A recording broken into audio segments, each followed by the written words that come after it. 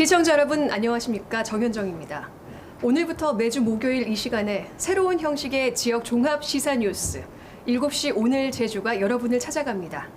KBS가 지역방송 활성화를 위해 처음으로 제주에서 시범적으로 진행하는 7시 오늘 제주는 시청자 여러분과 소통하려고 합니다. 갈등을 부각하는 데 그치지 않고 대안과 해법까지 모색하며 도민의 삶 속으로 더 깊이, 더 가까이 다가가겠습니다. 시청자 눈높이에서 지역사회의 다양한 현안과 쟁점에 가려진 본질을 알기 쉽게 전해드릴 수 있도록 정성을 다하겠습니다. 앞으로 여러분의 많은 관심 부탁드립니다. 그럼 오늘의 주요 뉴스부터 보시겠습니다. 1980년대 이른바 막걸리 보안법 적용을 받아 수십 년간 고통을 당한 슬픈 사연이 KBS 취재 결과 확인됐습니다. 국가 공권력의 잘못된 행사로 개인과 가족의 인생이 파괴됐지만 국가는 지금까지 제대로 된 사과조차 하지 않고 있습니다. 제주에서도 카풀 서비스 도입에 반발해 오늘 새벽부터 택시 파업이 시작됐습니다. 출근길 시민들과 관광객들의 불편이 이어졌습니다. 제주시청사 이전 부지로 계획된 도남동 시민복지타운에 행복주택을 건립하려던 계획이 결국 백지화됐습니다. 미래를 위한 공공시설 용지로 남겨두기로 했습니다. 찬성과 반대라는 구도 속에서 진실이 묻혀지는 일이 없도록 참과 거짓을 확인하는 팩트체크 K. 독지병원 내국인 이용 제한이 가능한지 사실을 확인해봤습니다.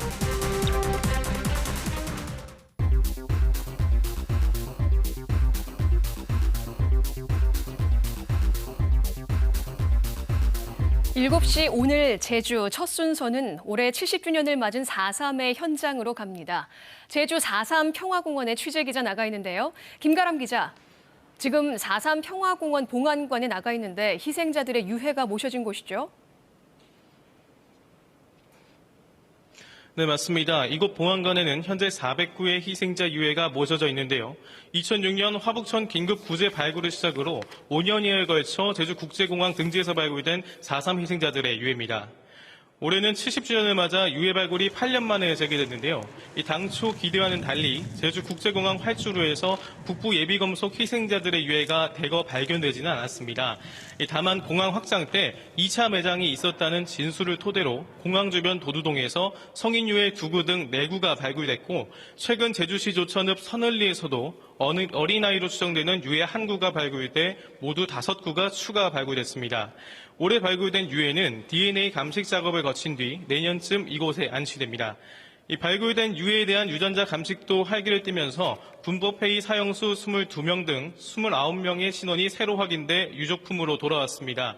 다만 유해 405구 가운데 신원이 확인된 것은 121구에 불과해 제주도와 평화재단은 새로운 유전자 감식 기법과 체열 확대로 희생자 확인에 주력할 계획입니다.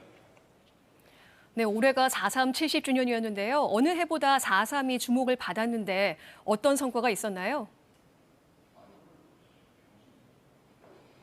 네, 70주년을 맞아 제가 나와 있는 이곳 평화공원도 개관 이래 가장 많은 43만여 명이 찾았는데요. 이 희생자들을 상징하는 동백꽃 배지 달기도 반향을 일으켜 4.3의 인지도를 높였습니다. 전 국민 인지도도 지난해에는 68% 수준이었지만 올해는 78%로 올라 한국 현대사 주요 사건 가운데 두 번째로 인지도가 높았습니다.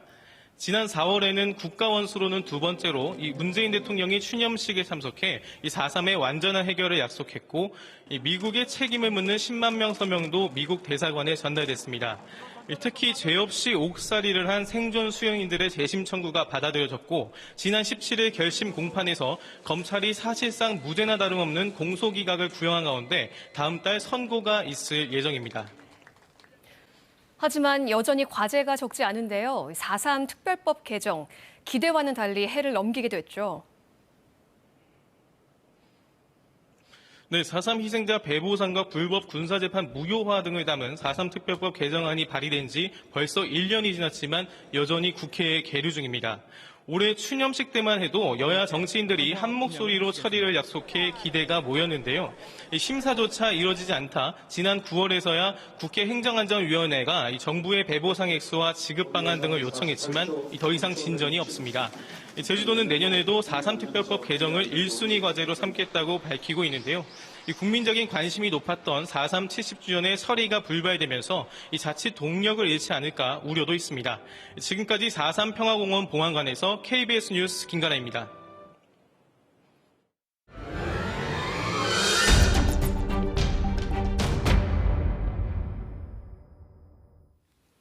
(4.3) 당시 국가 공권력은 무고한 제주도민들의 목숨을 빼앗아갔습니다.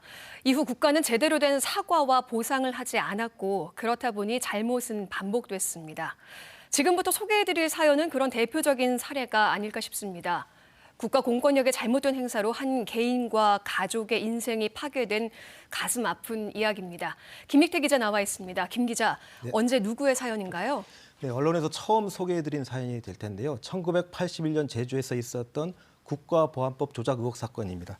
막걸리 보안법이라고 들어보셨죠? 네, 막걸리 먹다 한 이야기를 가지고 잡아갔던 옛날 이야기 아닙니까? 네, 그렇습니다. 오늘의 주인공 고 홍지화 씨 사연을 먼저 그분의 입장에서 직접 들어보시겠습니다. 나는 해방 이후 혼자 북에서 내려온 아버지와 제주가 고향인 어머니 사이의 장남으로 태어난 홍재화라고 합니다.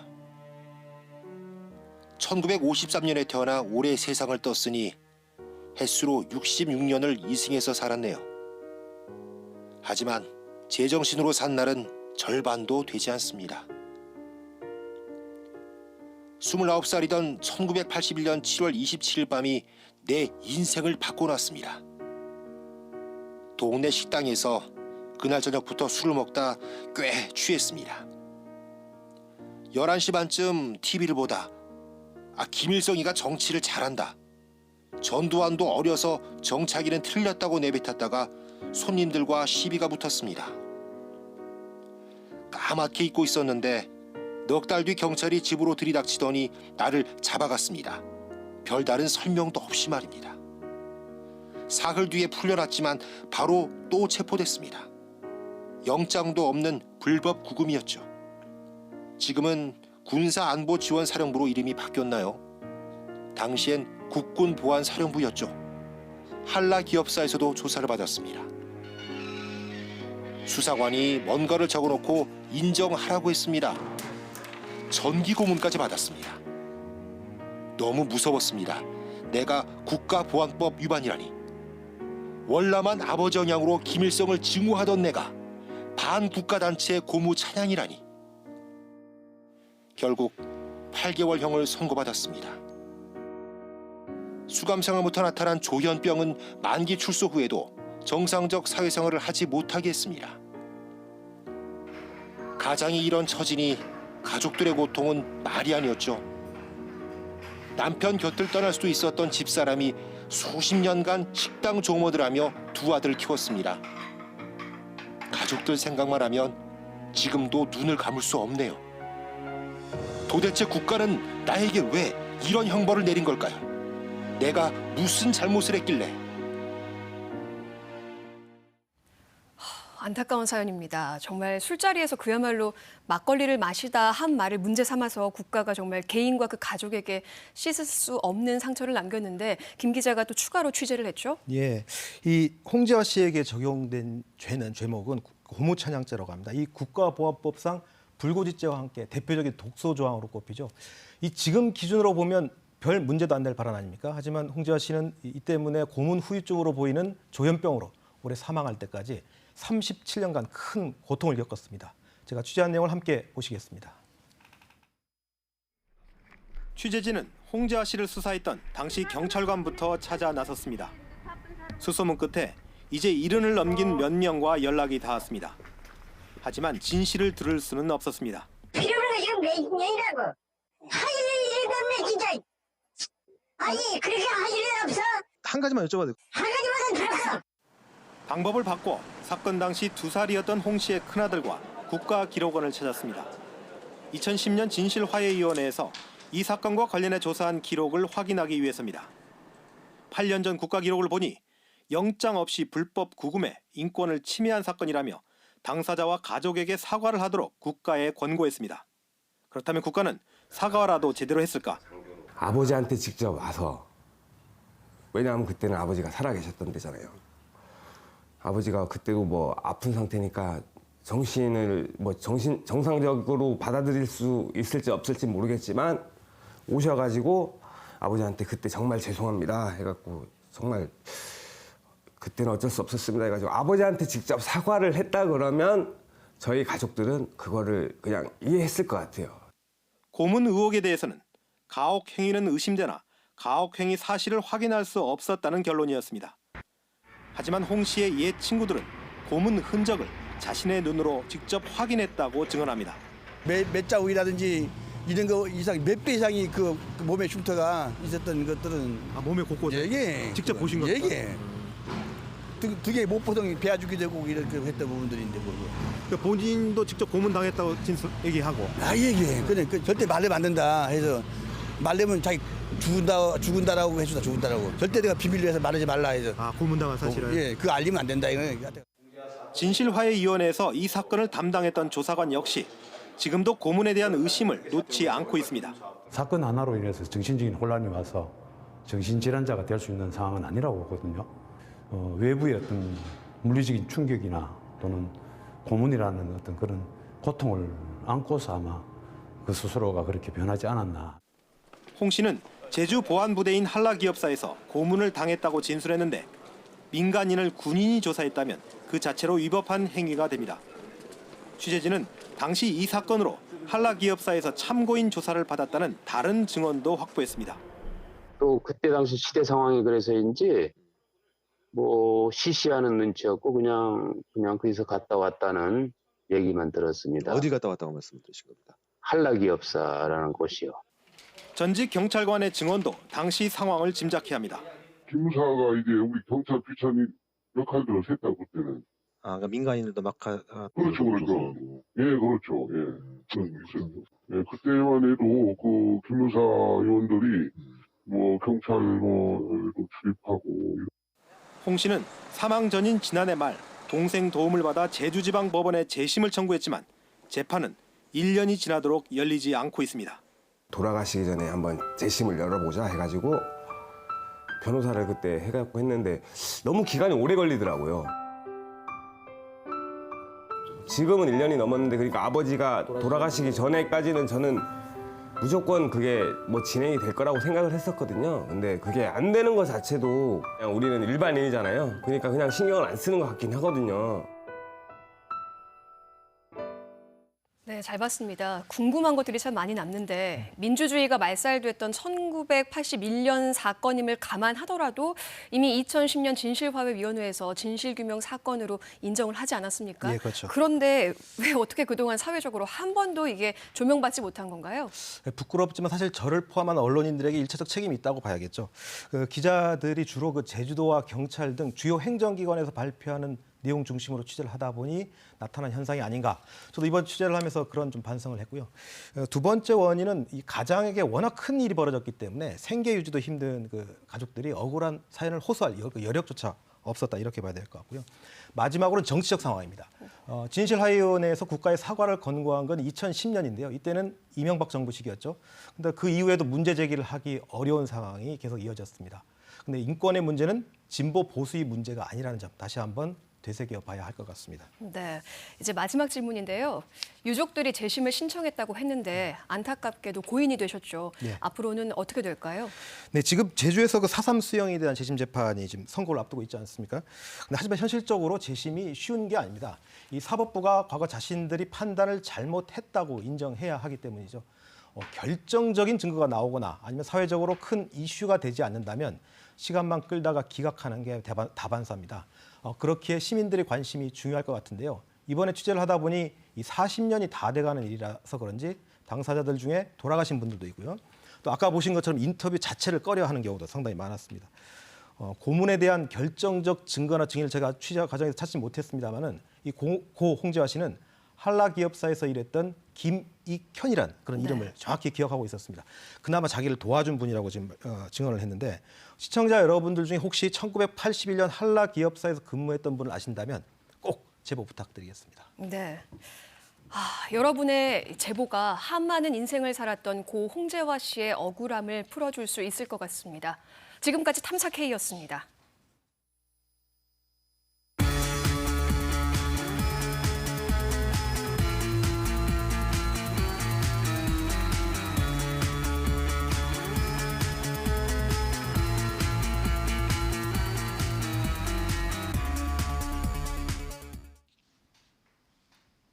네, 뉴스 읽어주는 아나운서 손보라입니다. 오늘 제주에서는 어떤 일들이 있었을까요? 주요 뉴스들을 소개해드리겠습니다. 오늘 첫 소식은 택시 파업입니다. 카풀 서비스에 반대하는 제주도 내 택시업계가 오늘 새벽부터 24시간 파업에 돌입했습니다. 택시 운행이 전면 금지되자 관광객과 도민들은 대체 교통수단을 찾기 위해 불편을 겪었습니다. 이면희 기자가 현장에서 목소리를 들어봤습니다. 적으로 택시 중단이 돼서 오늘은 대중교통을 이용하셔야 됩니다. 택시를 탈 수 없다는 공무원의 안내에 관광객들이 황급히 공항 청사로 발길을 돌립니다.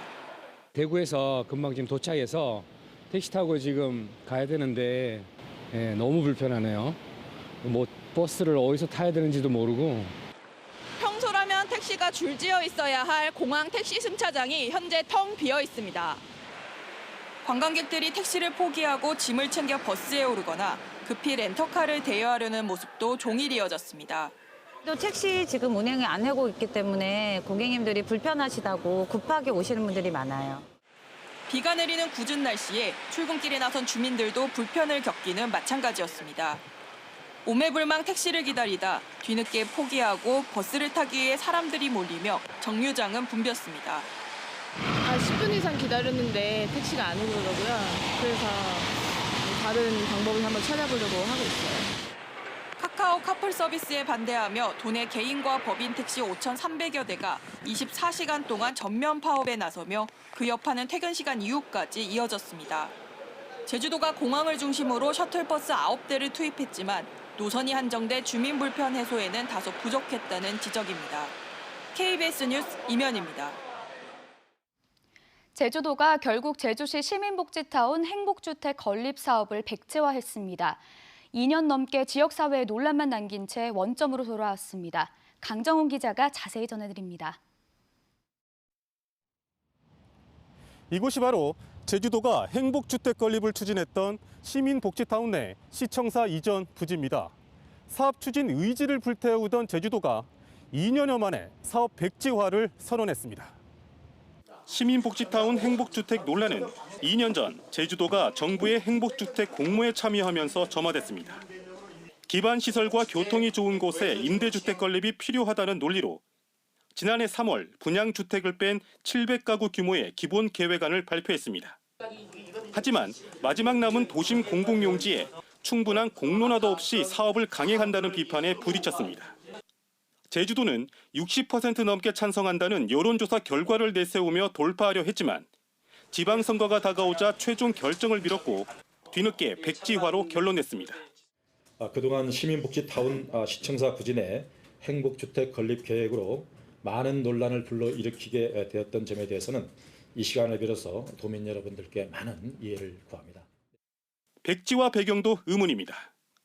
타당성 검토 용역에서 보통으로 분석돼 사업 추진에 문제가 없다면서도 미래 세대를 위한 공공용지로 남기자는 도민 일부 의견을 반영했다는 이유를 댔습니다. 지방선거 때도 많은 의견들이 있었고 그 후에 직간접적으로 많은 의견들이 접수가 돼서 그런 부분들을 감안을 해서 저희들이 이번에 결정을 하겠다. 충분한 공론화 없이 사업을 강행하다 갈등을 불러오고 한마디 사과로 기존 입장을 번복하는 도정의 행보가 또 되풀이됐습니다.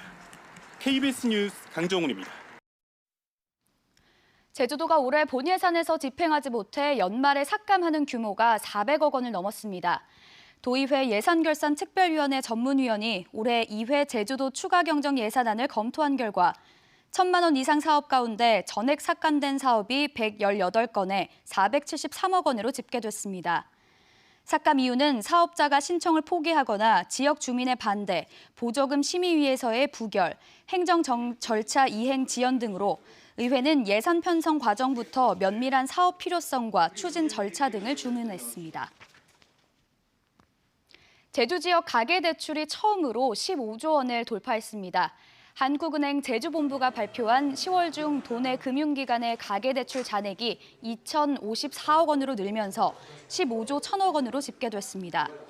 가계대출 증가폭도 1.4%로 전달보다 0.4%포인트 올랐는데 대출 종류별로는 주택담보대출의 증가폭은 280억 원에서 198억 원으로 줄었지만 토지 등 주택 외 담보대출을 중심으로 증가폭이 확대됐습니다. 제주환경운동연합은 비자림로 공사에 대한 전국적인 비판 여론에도 공론화 없는 사업 강행을 결정했고 내년에 본격적인 사업을 예고해 갈등의 골은 더욱 깊어질 것으로 보인다며 올해 제주환경 10대 뉴스에 비자림로 확포장 논란을 우선순위로 꼽았다고 밝혔습니다. 이 밖에 도의회 제주신화월드 행정사무조사 부결과 법률상 한진그룹 지하수 증산 불가 공식 확인, 중국 자본인 신화련 금수상장 환경영향평가 동의 등이 10대 뉴스에 포함됐습니다. 사회적 갈등 해결 목적 운영되는 제6기 사회협약위원회가 오늘 제주도청 3다홀에서 첫 회의를 열고 2년간의 공식 활동에 들어갔습니다. 오늘 출범한 6기 사회협약위원회는 도의회와 법조계, 경제, 노동, 언론계 갈등 전문가 2명 등 총 26명으로 구성됐는데 제주도는 공공 갈등 발생이 우려되거나 갈등이 발생한 사안을 전수조사해 갈등이 심한 사업을 사회협약위원회 논의 과제로 회부할 계획입니다. 제주 지역 장애인들에게 맞춤형 직업훈련을 제공하는 제주 맞춤 훈련센터가 오늘 제주 시내에서 문을 열었습니다. 제주시 연삼로 한국장애인고용공단 제주지사와 같은 건물에 자리한 센터는 각종 제조기술과 서비스 직종 훈련이 가능한 5개 훈련실과 4개 다용도실 등을 갖추고 100명에게 취업 훈련이 가능합니다. 제주지방검찰청은 도내 현직 간부 공무원 가운데 처음으로 청탁금지법 위반 혐의를 받는 제주도청 58살 김모 씨와 뇌물 공여 혐의를 받는 사업자 60살 이모 씨 등 모두 3명에게 재판을 넘겼다고 밝혔습니다. 김 씨는 지난 4월 화북공업단지 이전 용역 사업을 추진하던 사업자 이 씨 등 2명으로부터 서기관 승진 축하금을 비롯한 250만 원 상당의 향응을 제공받은 혐의를 받고 있는데 검찰은 직무 연관성이나 대가성 여부는 확인하지 못해 뇌물수수 혐의는 적용하지 않았습니다. 지금까지 뉴스 읽어주는 아나운서였습니다.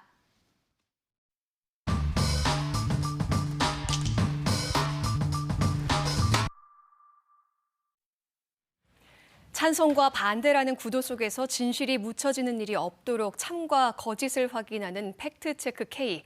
어렵고 복잡한 뉴스를 친절하고 보다 더 쉽게 설명해드리겠습니다. 김 기자, 아무래도 제주 사회 최근 가장 큰 이슈, 녹지국제병원 조건부 허가를 둘러싼 갈등일 텐데요. 그렇죠. 특히 영리병원을 허용하더라도 내국인 진료만 막으면 공공의료를 지킬 수 있다는 원희룡 지사 입장을 놓고도 의견이 분분합니다. 충분히 법적 검토를 했다고 제주도는 설명하고 있죠. 예, 설명은 그렇게 하고 있는데 제가 분석을 해보니까 꼭 그렇지만은 않은 것 같습니다. 왜냐하면 이 제주도가 허가를 앞두고 허가 조건에 이 내국인 진료 금지 조항을 넣을 수 있는지 법적으로 한번 물어봤습니다. 변호사 3명에게 물어봤는데 단 1명만이 가능하다고 답변했습니다. 1명만이 가능하다고 답변을 했는데 어떻게 그런 조항을 걸고 허가를 해준 거죠? 네, 그 행정부 내의 법 해석 기관은 법제처인데요. 이 법제처가 지방 정부의 법 해석에 도움을 주기 위해서 각 지방자치단체에 법제관을 파견합니다. 이 제주에 파견한 법제관이 가능하다는 답변을 했고 제주도는 그 답변이 가장 설득력이 있었다. 이렇게 해서 내국인 진료 금지 조건부 허가를 내준 겁니다. 근데 하지만 이 조건부 허가 이후에도 논란이 계속 수그러들지 않지 않았습니까? 네. 그래서 내국인 진료를 거부했을 경우 의료법에 따른 진료 거부에 해당하는지 여부를 변호사들에게 다시 자문을 구했습니다. 하지만 결과는 역시 같았죠. 그러면 이제 이쯤에서는 법률에 도대체 어떻게 적혀 있길래 해석이 다 사람마다 다르게 나오는 건지 궁금해지는데요. 원래 법률 해석이라는 게 뭐 다수설, 소수설 있기 때문에 그건 뭐 아주 정당한 겁니다. 근데 그래서 사법부가 필요한 거겠고요. 영리병원의 근거가 되는 현행 그 제주특별법 307조 한번 보시겠습니다. 이게 2006년 이후 쭉 이어져 온 조항인데요. 네. 법조항을 보시면 그 외국인이 설립한 법인은 제주도에 의료기관을 개설할 수 있다. 이렇게 적혀 있습니다. 지금 딱 이 내용만 보면 내국인 진료 여부에 대해서는 언급이 없으니까 내국인 이용을 금지한다는 조건을 또 걸 수도 있겠네요. 네, 그렇게 해석을 할 수도 있을 것 같습니다. 그래서 아까 말씀드린 법제처 법제관의 문건을 저도 읽어봤거든요. 근데 공공성을 이유로 조건을 걸 수 있다. 이게 아주 핵심 논리였습니다. 근데 하지만 제가 보고는 중요한 사실 한 가지 빠뜨린 게 있는데요. 이 바로 법률 조항이 어떻게 바뀌어 왔느냐 이런 문제입니다. 법 제정자, 즉 국회가 법을 만들지 않습니까? 네. 국회의원들이 법을 만들 때 어떤 의도로 문구를 만들었냐는 게 법 해석에 매우 중요하거든요. 정익한 우리 현행 제주특별법이 전시 뭔지 아시죠? 제주국제자유도시특별법이요. 제주도 네. 개발특별법에서 제주국제자유도시특별법, 그리고 지금 현재 제주특별자유도특별법 이렇게 지금 법률이 변화해 오는데요. 네. 이때 법을 보면 해석이 달라집니다. 한번 이 법 20조의 4를 보실까요? 지금 화면에 나가고 있는데요. 네. 외국인은 제주도에 외국인 전용 의료기관을 개설할 수 있다. 이렇게 명시돼 있습니다. 얼핏 보기에도 지금 과거에는 외국인 전용 의료기관이었는데 지금은 그냥 의료기관으로 용어가 살짝 바뀌었네요. 네, 그렇습니다. 그러니까 그 얘기는 지금은 외국인 전용이 아니라는 말입니다. 다시 말해서 내국인도 이용할 수 있도록 법이 바뀐 거죠. 이 제주특별법과 쌍둥이 법이라고 불려지는 법이 있습니다. 경제자유구역법인데요. 이 변천사를 보면 보다 명확하게 이해할 수 있습니다. 2003년 제정 당시엔 외국인 전용 의료기관을 만들 수 있도록 했고 2005년 개정하면서 내국인 이용을 허용했습니다. 2008년엔 한 걸음 더 나아가서 의료법인 말고도 상법상 법인도 의료기관을 설립할 수 있고 외국인이 50% 이상만 투자하면 되도록, 다시 말해서 내국인도 50% 미만에서 투자할 수 있도록 그렇게 했습니다. 네, 보니까 지금 2003년, 2005년, 2008년 결국 외국 의료기관에 대한 규제를 하나씩 교묘하게 줄여나가고 있네요. 네, 그렇습니다. 한번 그 법률을 개정하는 논리의 흐름 한번 따라가 보겠습니다. 이게 개정할 때마다 공고를 하는데 그 내용이 정확히 써 있거든요. 네. 처음엔 외국인들의 생활 편의를 위해서 외국인만 이용할 수 있는 의료기관을 만들 수 있도록 했습니다. 그러니까 외국인들이 한국에 와 있는 사람의 생활 편의를 위해서. 근데 이게 장사가 안 되지 않습니까? 외국인만 가지고 하려니까. 그렇죠, 그러니까 네. 외국인 투자 촉진을 위해서 그 내국인도 이용할 수 있도록 허용하자. 근데 이제 문제는 뭐냐면 그 내국인까지 허용했는데 왜 그런 병원을 외국인만 개설하게 만드느냐? 역차별 아니냐? 역차별 내국인한테. 이야기가 나오겠죠. 그렇죠. 네. 그래서 국내 자본도 참여할 수 있는 길을 열어주고 있습니다. 이 얘기는 그 의료가 더 이상 그 생명을 다루는 공공 분야가 아니라 자본에서 투자해서 돈을 네. 벌 수 있는 산업으로 보고 있는 겁니다. 제주특별법도 이런 흐름을 그대로 좀 따라가고 있는 거죠. 얼핏 보기에도 내국인 진료가 가능해지는 게 시간 문제처럼 보이기도 합니다. 그래서 녹지국제병원에서도 내국인 진료 금지에 대해서 반발을 하고 있는 건데 이 문제가 이제 소송으로 가게 되면 어떻게 될까요? 네, 소송을 낼지 안 낼지 아직 정확히 나오진 않은 상태이고요. 소송은 해보면 그 결과는 결국 법원 판단을 받아봐야 할 텐데 네. 행정법 전문가의 분석으로 제 의견을 대신하도록 하겠습니다. 한번 들어보시죠. 규정을 통해서 제한을 하는 것이 아니라 조건을 달아가지고 단 내국인은 영리의료행위 대상자에서 뺀다라고 하는 것은 사실은 굉장히 과도한 것이고 예측되지도 않은 것이고 그것이 법률에 의사할 것이 조건으로 들어가기 때문에 법리적으로 본다면 사실 문제 있는 아주 위법한.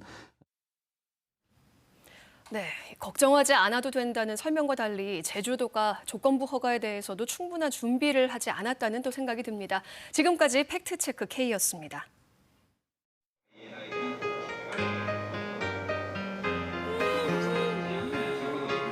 네, 방금 들어온 태풍 소식 한 가지 전해드리겠습니다.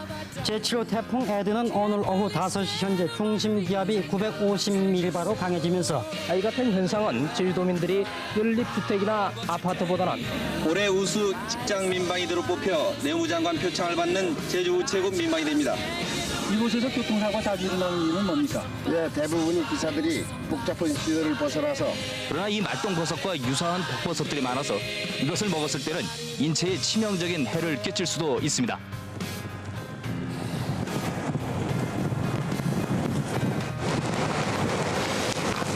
소정말 폭포로 내려가는 계단 이쪽인 이곳까지도 때때로 물고 나가실 정도로 파도가 매우 거세게 일고 있습니다. 등등이와 대포가 고향 제주바다로 돌아가는 것 불법 구획된 지 20년 만입니다.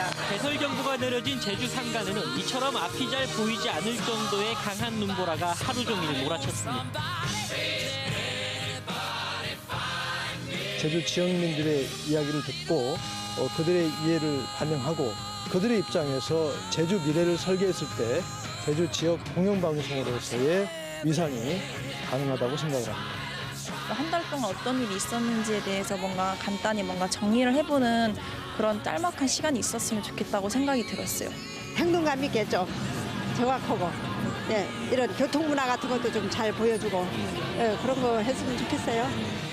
각 지역만의 특색을 살려서 조금 더 그런 무기들을 보완하고 좀 더 강조할 수 있는 그런 프로그램이 많았으면 좋겠습니다.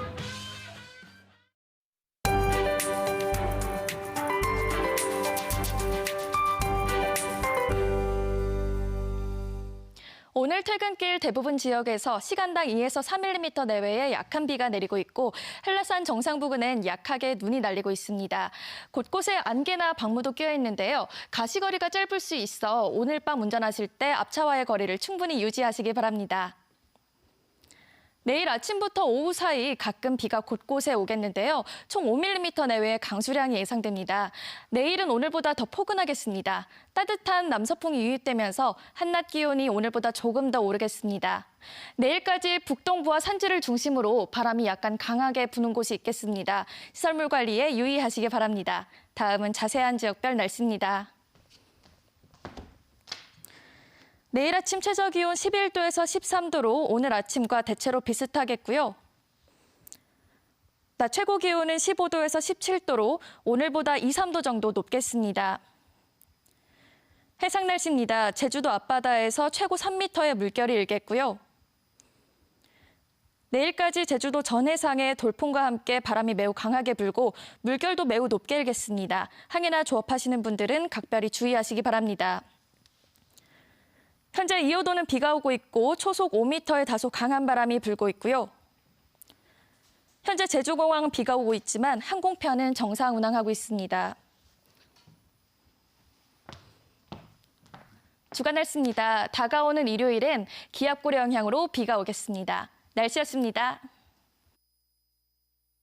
7시 오늘 제주. 첫 방송 어떻게 보셨습니까? 내년 봄부터는 매일 이 시간에 여러분과 만날 수 있도록 더 많은 준비를 하겠습니다. 지역 공영방송의 새로운 모델을 만들기 위한 KBS 제주방송총국의 실험에 많은 관심과 애정은 물론 따끔한 질책도 부탁드립니다. KBS의 주인은 시청자 여러분입니다. 다음 주 목요일 저녁 7시에 다시 뵙겠습니다.